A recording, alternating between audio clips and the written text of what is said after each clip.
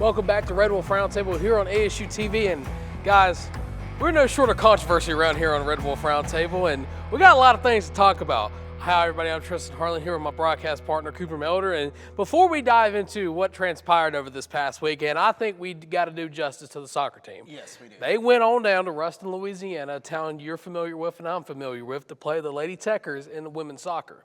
Fortunately, this was the first loss of the year for the Arkansas State women's soccer team. You're seeing the stats on screen now, and look at that shot attempt there. Yeah, and Louisiana Tech, they had 17 shot attempts to our 8. We only had 3 shots on goal. As you're seeing, they had 3 saves. We had 6 saves. Unfortunately, they did score in the 51st minute, and they had 3 more corner kicks. And the reason I put that stat on that graphic with the corner kicks is really, that's when the most action happens. You get in that corner, you kick it over into the box, and something always happens. You get a really good attempt at a shot, on goal, and when they have more corner kicks than you, you're not really attacking that well in the match. Of course, and I mean the Arkansas State Red Wolves, when it comes to women's soccer, they've got a lot of momentum so far. They opened up the season with 2 wins. Now they're suffering their first loss of the year, and tonight they're taking on the Kansas State Wildcats at the A-State Soccer Complex. But the biggest thing to me is and this is kind of what I want to ask you as the soccer fan around here, the Real Madrid fan. Does this kind of slow down the momentum of the team? I mean, of course, Keelan Peacock had 2 goals to the season. Emma Riles had 1. But do you see this kind of hiccuping the team's sort of momentum as of late?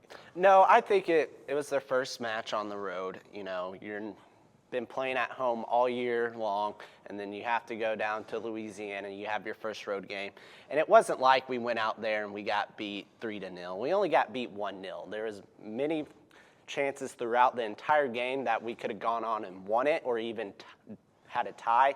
So I think it's just a minor setback for this soccer team, and coming when they play Kansas State here tonight, Thursday, it's going to be a really good testament on how this season's going to go, because Kansas State, they're a really good soccer team. Right, and a lot of people are already looking at this game as kind of the biggest game of the year for the Red Wolves. And there's a lot of unanswered questions so far with this team, and that's who's going to be the person that steps up. Of course, we've seen someone like Keelan Peacock step up. We've seen Emma Riles step up. But the one question mark that's kind of been silent so far this season is Aaliyah Williamson. I mean, the last season, Aaliyah Williamson, she was kind of that dynamic force there on the squad.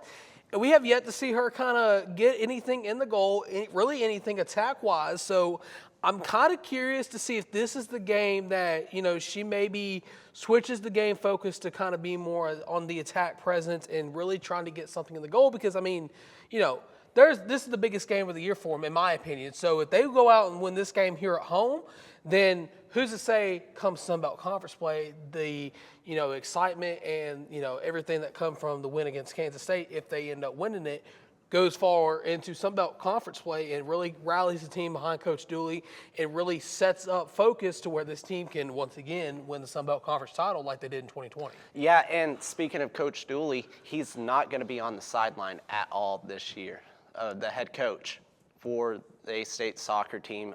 Since the recruiting violations, he will not be out there for the Red Wolves. Did you not know that? No, I did not. Yeah, he is not allowed. Because he was on the pitch. He was on the sideline against UCA. Really? Yeah, he was suspended 1 game. And this is your dummy moment of the year here. No, from what I read, I was told, and when we had that interview with Mackenzie Robinson, I was pretty sure he wasn't allowed to be out there throughout the remainder of the season due to the violations. Well, I could be wrong. He could be out there for pregame. I could be wrong, but I know he was out there for the UCA contest that got delayed because of lightning. So, from my understanding, it was a 1-game violation that he was suspended for. But, I could be wrong. You could be right. It happens all the time. But from my understanding, Coach Dooley is going to be coaching, and he was only suspended for that first game. I do believe against Little Rock. He wasn't there for it, and then he came back and he coached against UCA, and then he was there for the Louisiana Tech contest. Okay. I could be wrong, but from what I remember reading with the whole violation and the suspensions he's had, I thought it was either one game or it was like a whole game thing. Right. Well, just looking at this, Kansas State game, for the rest until we go to break, like, what do you think the Red Wolves need to do in this contest to really get the win? They need to just continue what they really struggled on last year, and something they have really picked up this year is their offensive momentum. Last year it was like we were either drawing 0-0 or losing 1-0. It was something we struggled on this year, and they really found their momentum this year was really their offense. Their defense, I trust our defense. They're going to play lockdown no matter what. They're going to do good. We're just going to have to really create attacking opportunities. We need to attack and get corner kicks. That's what we're going to have to do because Kansas State's a good squad. We're just going to have to keep putting the pressure on them and not go too aggressive, where if we go too aggressive on offense, they can counterattack and have a good, really break offensive run. But if we can attack well, keep the pressure on their goalie, we have a good shot at winning this game. Right, and something that, of course, this team has to look out for is the fact that they've already got almost double. They got a lot of fouls so far in this season so far. So I'll be interested to see what Kenzie Robinson and the rest of the team does. But we're going to take a short break. When we come back, we got a little women's basketball. I know it's a little early, but the non-conference schedule got released, and we want to talk about it. So stick around right here on Red Wolf Roundtable.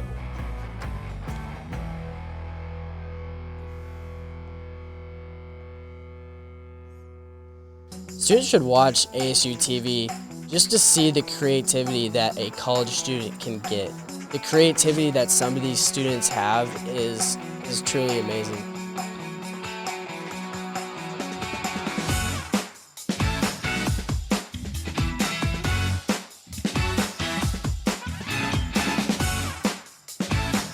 Getting that experience can really just take you further, and I feel like our program does that for a lot of students.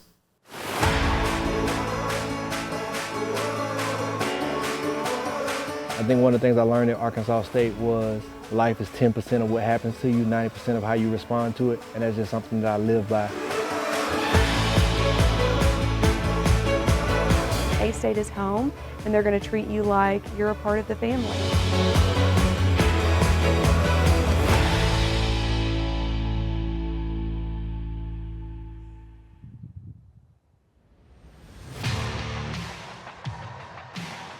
ASU-TV, covering all your favorite sports.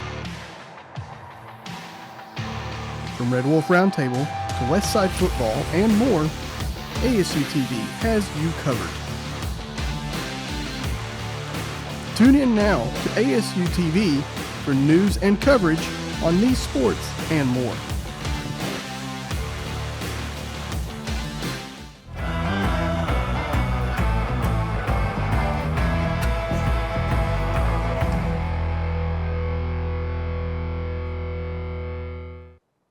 Welcome back to Red Wolf Roundtable here on ASU-TV. Now it's kind of talk a little early predictions for the women's basketball team with the non-conference schedule coming out. Yeah, so it got released, I think it was yesterday, the non-conference schedule, and you're seeing it there. And, the game, I'm excited, November 8th, playing Arizona State, but the biggest game, November 24th, we go up to Fayetteville, and if I remember correctly, a former Red Wolf that we had a big, long talk about will be playing her former team. And if you don't know who we're talking about, it's Arkansas State legend for 2-3 years, Izzy Higginbottom. Yeah, so, the non-conference schedule came out, and, I kind of looked at it, and I saw the game, and I kind of glanced at it, and, I looked away, got busy doing something else, and then, it just kind of hit me, and I said, wait a minute. So I put it back up, it looked, and it kind of clicked on me, former Arkansas State Red Wolves coming back to play their former teams. And for those of you that do not know, there was only 2 players that was on last year's roster that is still on this season's roster, and that's Anna Griffin and Winter Rogers. So the complete landscape of Arkansas State women's basketball is completely new. Again, it's way too early to get into that. We'll have those talks later. But this game is a very, very gray area for at least myself, because I don't want to sit here and say, well, the Red Wolves are going to win, and then, the opposite happened. But yeah. I just think for scheduling, how scheduling goes, I love the matchup. I love Arkansas State playing Arkansas. I love Arkansas State playing any in-state school. But especially when it comes to other sports, I would love to see more football matchups with UCA, as we saw this past Saturday, more basketball matchups with Little Rock, as we're seeing when it comes to men and women, and even baseball. Like, I love it when I look at the rosters, or look at the schedules, and see Arkansas, or University of Central Arkansas, or even Arkansas Tech. I mean, I know they're not necessarily the same division as Arkansas State, but even if it's just, an expedition, I love seeing the in-state matchups. Yes, and I know we're talking women's basketball right now, but something I wish we got to see this year would be the men's playing Arkansas State, playing Arkansas, just with the new head coaching hire up in Fayetteville, and then Coach Brian Hodson. He's a great coach. But going back to the women's November 24th game in Fayetteville, I'm really excited to see how that game's going to go, because we're obviously going to spend a long time talking about it. If you remember a couple episodes, me and Tristan went on a long rant. I think it was about an hour and a half, if I could be exact. I'm probably exaggerating that. I am exaggerating that. About how will Izzy do in Fayetteville with the SEC. And, I'm really interested on how she's going to do against that former team. Now, like Tristan said, it's a completely different Red Wolves team compared to last year. So anything could happen. I would love for us to go up to Fayetteville, beat Izzy, kind of get a dig at her, be able to talk about that. But it's going to be a very fun game. Right. I mean, I hope the Arkansas State women's basketball team wins all their non-conference games. Yes. But, just looking at it from the standpoint that we can look at it at, I mean, the big question is how do you replace how do you replace a 30-point per game score? And, that's a conversation we'll have to have later on. But real quick, we're going to take another timeout so we can kind of get our notes together and our thoughts together, because we got a little controversy to kind of debacle right here on what show are we watching? Red Wolf Roundtable. Stick around.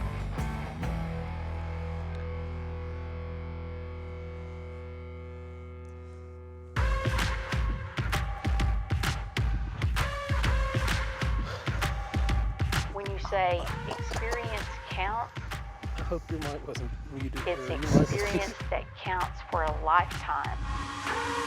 Boxes, I cannot fit in the boxes. Stop it, quitting was never an option. Exhausted, this passion is never exhausted. And you cannot stop it, nah, you cannot stop it.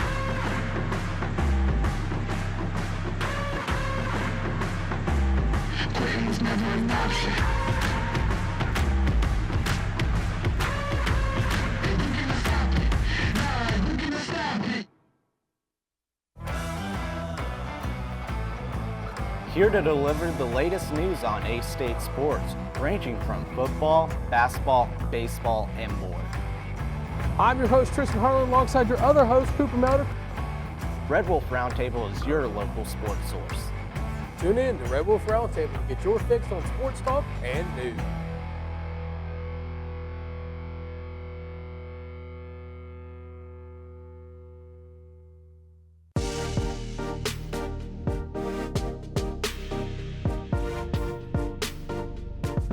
ASU-TV, shows like Red Wolf Roundtable, ASU-TV News, Westside Football, and more. Gain real-life experience while doing what you love. Get involved with ASU-TV today.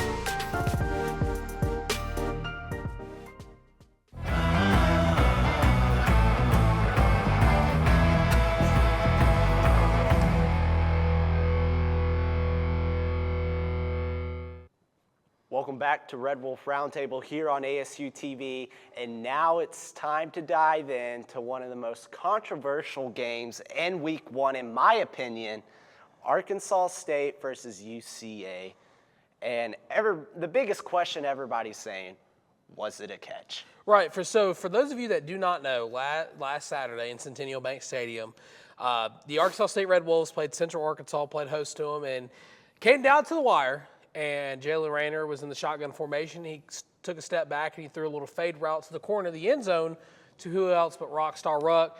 And you're seeing it now. You're right seeing it away, now. you think it's an incomplete, but you slow it down, foot down. He has possession of the ball, but we have more angles. I mean, at first it was, okay, his feet weren't in bounds. It's not a catch. And then you go to the replays, and it showed, okay, he caught it, and his foot's in bound. But what you're not really seeing, he doesn't maintain possession the entire way. He actually drops the ball as you're seeing it there. He does not have possession of the ball. And when the refs went to look at it, they were just focusing on his feet and forgot there's more to a catch. You have to hold on to the ball. Well, hold on now. Let's tell the story right. Initially, it was called an incomplete pass. UCA thought, okay, we got this in the bag, and everybody stops. They look at the video board inside the stadium, and they're showing the replay, and they're realizing, wait, his foot's down. Rucker got his foot down. So everybody's celebrating, and they overview it, overcall it. It was a long review. It was, yeah. And they're calling it a touchdown. And you're seeing it right now. His one foot's down, ball in his hands. Right there. Yeah. He's in. He is in by law, by rule of the catch. He is in 1 foot in bounds. So they call it a touchdown, okay? So more angles start coming out. KATV releases one, KAIT, excuse me. There you go. Yeah, thank you. Releases a look of it. But the big question mark was, did he maintain possession after he made contact with the ground? Now, the Sun Belt even releases a statement stating that after looking at the review, the call on the field should have been confirmed on the field as an incompletion. Now, here's where it gets tricky, okay? Everybody's entitled to their opinion. Just let me start it out there. And let me also go by saying that UCA should have won that ball game. Arkansas State should not have won that game. They were not ready. Jalen Rayner made too many mistakes. Our offensive line was hurt. There was too many red flags for the Arkansas State Red Wolves. But looking at that replay, there's different angles. You can look at it 20 million times. You could go over the rules. You can go over whatever you want. But initially, when Corey Rucker, from what I can see, when Corey Rucker makes his initial touch to the ground, he has possession of the football. And when he goes to turn, that's when he loses the ball to kind of celebrate with the team. Now, Mr. Sullivan and I were talking about this today. It kind of reminds the both of us of a Calvin Johnson situation that happened when Calvin Johnson was playing, where he made the catch, got up too early to celebrate, dropped the ball. They called it incomplete, ended up changing the rules because of that. But here's what I will say. Again, going back to what I said about the game, UCA should have beat Arkansas State. Arkansas State was not ready in that game. They should not have won. The fact that it came down to a play like this is absolutely mind-blowing. But here's the funny part about it. For those of you that may not remember, last season, Arkansas State ended their season on a controversial call with the onside kick against Northern Illinois in the Camellia Bowl. Yes. So here we are, week one. We got our good karma back. We got our good karma back. But regardless, the Sun Belt did, as we mentioned, put out a statement saying that it should have been called incomplete. We would have had another. Arkansas State. There was still 3 seconds left. Arkansas State would have had another chance.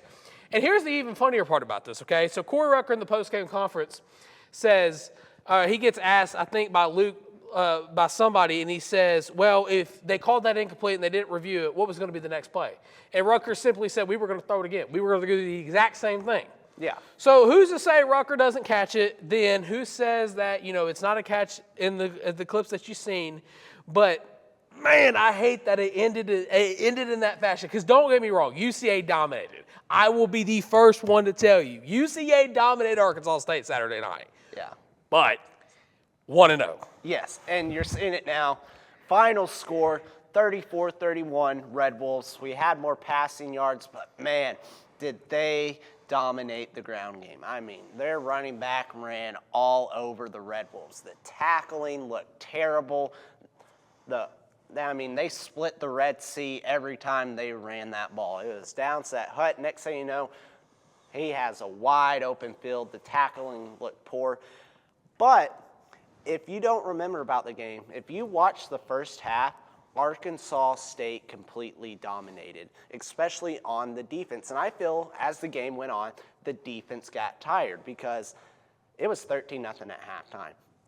A-State had complete control. They were forcing UCA 3 and out almost every single time. They'd get a couple first downs here and there, but our defense was just absolutely dominating that entire first half. But as the game went on, our offense wasn't really doing too much due to questionable play calling, in my opinion, and UCA got back in that game. And my thing about it is, controversial call or what, Jalen Rayner threw that ball to where only Corey Rucker could catch it, and it was a tremendous throw, a tremendous catch. And you know what? A-State shouldn't have been in that position anyway. You're coming down to the final minute of the game. Arkansas State has the ball on, I would say, their UCA's 45, our own 45, and UCA had all 3 timeouts. First play, we run it, get 4 yards. 4-3 yards, they use their first timeout. Okay, the most reasonable next play call, run the dang ball again. You run it. You make UCA use all 3 of their timeouts in that situation. There's no reason you should be thinking, hey, let's pass it here. If you're trying to pass it, put a guy in motion and do a little toss pass. We did that to Courtney Jackson, second play of the game. He got about 15 yards on that play. Run the ball 3 straight times. If you don't get a first down, we punt them, we pin them deep in their own territory, and they have to drive 80-plus yards with 0 timeouts with a minute left on the clock. But we go, all right, second down, let's throw it, overthrow our receiver, incomplete. Okay, third down ringing up. Run it, make them use a timeout. They'll still have 1 timeout, but 1 timeout and a long ways to go downfield. They have a chance to tie it or score. No, what do? We drop back and pass again, and they get to Rayner, strip sack, they get a ball, 1 trick play later, they score. We should have never been in that situation.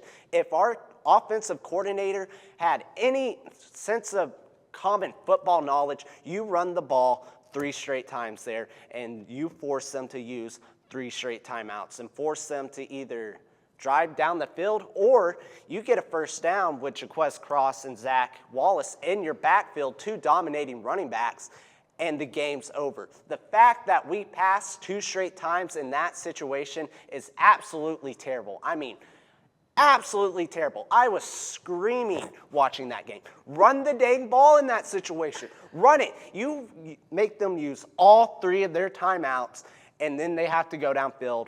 Like I said, go downfield with no timeouts, and then they're trying to go hurry up. That's when mistakes happen, when they're trying to, force things downfield, moving quick. But no, we passed 2 times and let UCA have 2 of their timeouts. And because we passed the ball, we get strip sacked. There should have never been a call at the end of the game, controversial, if we had an offensive coordinator who knew what he was doing. I mean, God, hold up. At the beginning of the game, it's 3-0. We drive down the field. We get to the 5-yard line. We get to, 2-yard line. First play, we get stuck at the line. We run it. Okay, whatever. What should you do the next play? Run it again. Hey, here's another thing. Line up under center, quarterback sneak, whatever you want to call it, push him in. What do? We pass the ball, and he gets sacked for a loss, and we end up getting 3. This game could have been over at halftime. It could be 17-0 going into halftime, and then that play at the end of the game doesn't even matter. But we have an offensive coordinator who really hasn't got his crap straight, and since he's been here, and he's going to cost us games the way he's doing it. We got lucky because it was UCA, and they haven't been relevant since Scottie Pippen was at their school. So, if he does the same thing against Tulsa, Tulsa's going to run up the score. They scored 62 last week, and they'll score 80 this week with that play calling. I've waited for you to do this for I don't know how many years now, and now you do it. But here's what I'll say before we go to break, because I'm sure we're fixing to get told to go to break. There was a lot of times in that game that Jalen Rayner overthrew his receivers, underthrew his receivers, and there was a lot of things that Rayner did that Rayner wouldn't have done last year. But and this is what I wanted to get into, and it's not just Keith Heckendorf, okay? A lot of it is Butch Jones too, because I've stated this I don't know how many times now, and I'm not going to go on a rant like that, but I just want to state this before we go to break. So people in the control room, just hold your britches, okay? I got something to say, but. Jalen Rayner throws an absolute beautiful pass to Courtney Jackson, and they get him out of yards. Then, later in the game, Jalen Rayner throws it into double coverage to Corey Rucker. Ends up getting a defensive pass interference call. They go into that position where they give it to Jaquez Cross, and the Jaquez Cross sets up the play that everybody's talking about. But here's the grand scheme of things, okay? It's week one. There's a lot of unknowns in week one. Everybody's kind of flying by the seat of the pants. This is why I think college football should have a preseason. Not like the NFL where it's 3 games, maybe just one big game where, you play somebody from down the road or you play, you play somebody. Just so everybody's kind of in the formation, because look at how many transfers there are on this team versus last year. Yeah. But I will say this, and then we'll go to break. Arkansas State should have lost that game. UCA should have won that game, and it should have been 2016 all over again. I got one more thing. Okay. I'm sorry. It just reminded me. Back to the play calling. After the great catch by Corey Rucker on that 4th down where he caught it, got the pass interference, we're driving. The next play call, we throw a little halfback screen to the side, and we lose almost all the yards. Why are we throwing a halfback screen with no blocking? Because the entire offensive line was hurt that game, and Jacob Byer was available, but he didn't even touch the field. And then the next play, they go out, they leave Jaquez Cross. He goes 2 yards up the field, and he almost broke free and scored. But instead, the play before that, we lost about 8 yards because let's throw a little wheel route in the flats, no blocking. You know what? We won the game, 1-0. That's all I have to say. Well, we're going to go to break so Cooper's blood pressure can go down and, we can kind of recollect ourselves. When we come back, we're going to preview the Tulsa game. Stick around. I don't think he'll do that again. I think it'll take another 6 years for him to do that.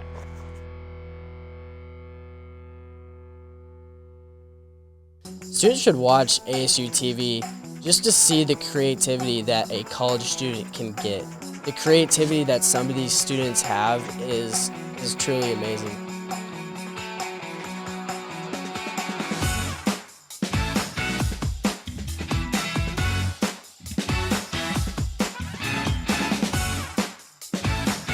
Getting that experience can really just take you further, and I feel like our program does that for a lot of students.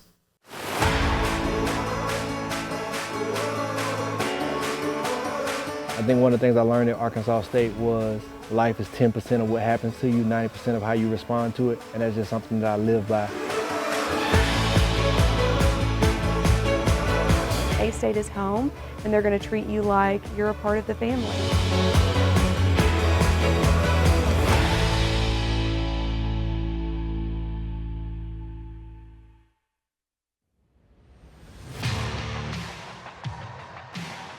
ASU-TV, covering all your favorite sports.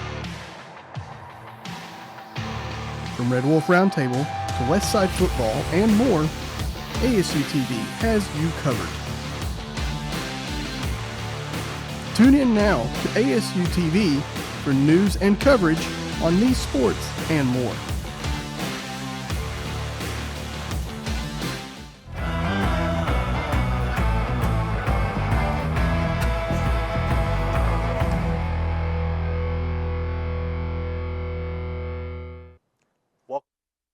Roundtable here on ASU TV. I calmed down, I took a drink of my energy drink, and Tristan, I'm ready to go and talk about this upcoming game against Tulsa. Well, Cooper, we do have a game coming up, but here's our new thing this year. As long as there's a lot of other toys we're going to be playing with once we get them working, but here's our tracker for this football season. You see the green W over the UCA Bear, but as we go on this season, you're going to see it kind of progress, wins, losses. We can already put an L on September 14th. We already know what's going to happen there.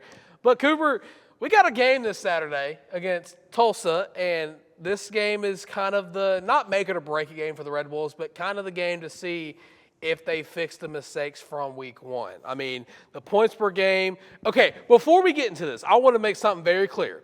You see Tulsa stats. They played Northwestern State. That's all I need to say. Yeah, they played Northwestern State. They scored 62 points. But they also gave up 28 points to them. Now, they were kind of into the game scoring. But, you know, their offense is high-powered. Our offense, when they get going and make smart play calling, we can get going. And you're looking at it now, if you're into betting, Arkansas State's a 7.5-point favorite. If I'm you, I'm not taking Arkansas State minus 7.5. I'm taking Arkansas State plus 7.5, or just an outright win, because Arkansas State's not going to win by 8 or more. It's going to be a close game. Also, I would take the over on this game, in my opinion. I think it's going to be high scoring. Oh, yeah, for sure. I mean, you got to look at it this way. I mean, both these teams coming in with a win. Arkansas State's got everything to prove. Tulsa, you know, I've sat in Zoom meetings and I've listened to their coaches talk about the team and what they're going to try to do, what they want to do. But here's the thing. They're trying to make sure everybody plays, and this is where I think it's going to bite them, because they've got 3 quarterbacks that they're going to try to play. According to what I heard. We did hear that. They're talking about, and they have 3 different quarterbacks, but what happened when Arkansas State had 2 quarterbacks that they were trying to play? 2 and 10. Well, granted, it was Lane Hatcher and James Blackman, but I mean, you saw it last year when we were still trying to figure out who our starting quarterback was. We got beat 73-0, and then we got beat 31-3, and then we stuck to 1 quarterback, and we won 6 games. Well, there was the Stony Brook game where, you know, Daly started and then Rayner came in. Anyways, I get your point. Yeah. But the thing is like, you know, this is one of the Melder famous sayings, I call it, because, you know, I heard it from him, and I'm sure he heard it from his daddy, Coach Melder. But if you got 2 quarterbacks, you ain't got no quarterbacks. Yeah. So, I mean, I'm interested to see how their formation is going to work.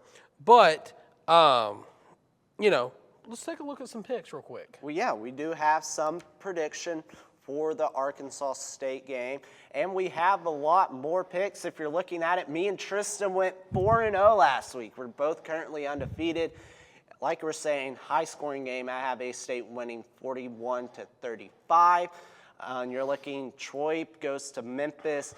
I think Memphis, they're an 18.5-point favorite. They're going to win that game. Now, the next 2 games, I'm really interested, going to be watching those. You have East Carolina going to Old Dominion. I think East Carolina pulls out a win in that one. It could go to Old Dominion either way. It's going to be a good one. Then App State versus Clemson. Clemson, they just got dog-walked literally by the Georgia Bulldogs. 34-3. They got absolutely demolished. I think App State goes to Clemson and upset them. And me and Tristan, we had the same picks except the East Carolina. You took Old Dominion. I took East Carolina. We have a bunch of good games. So somebody's going to have a loss next week. Yes. But Cooper, real quick, because we're kind of running short on time here, what does the Red Wolves need to do in order to win week 2? We're going to have to get off to a fast start. We can't have the same thing we did last week. We could afford a slow start last week. It was against UCA, and you saw it. If we start playing slow for too long, we let them back in the game, and that's what happened. And a team like Tulsa, you can't let them hang around. When you got the kill shot, you got to go for it and get the win. And, you know, we had weather last week, and we have weather this week. A-State football game day forecast. Let's go ahead and take a look at it if you're going to be there. 78 high, low 52. And like I said, that's absolutely perfect football weather. I mean, you might need a little jacket. 3rd quarter comes around, but either way, it's going to be a great day for football. Right, and, you know, real quick, I do want to hit on the impact players that we have for this game. I mean, Corey Rucker is going to be really high on this game of where he's going to fall. But, I mean, Kirk Francis is probably going to be the one they get the nod at QB1. But these 2 guys are going to be kind of the trendsetters in this game. And Corey Rucker, you know, we've talked a lot about him. We talked about where he's been and when he's going to come back to be Rockstar Ruck and when he's really going to find his stride. And I think he has. I'm interested to see what he does against the Tulsa defense. But real quick, I do want to say that this team has got to figure out where they went wrong. I mean, Rayner can't overthrow his receivers when they're open in the flat. The defense can't allow the running backs to get on the cut and get on the straightaway, because once you get on the straightaway, just like an airplane, you know, it ain't stopping. It ain't stopping until it stops. But my biggest takeaway from last game to this game is, when will the offense settle down? I get you have injuries and I get you have tiredness, but what will it take to break you? It's Coach Jones is saying this year, what will it take to break you? Well, I'm interested to see what it will take for the offense to settle in and start playing Arkansas State football the way they ended last year. And hopefully they can do this year, because they got the talent.